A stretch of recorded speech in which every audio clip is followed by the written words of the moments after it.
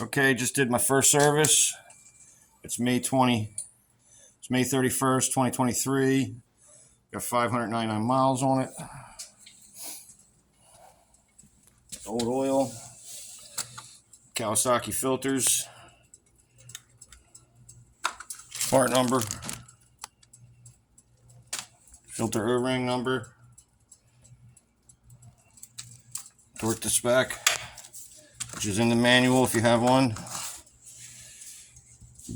Didn't change the crush ring on the bolt. It looked really good.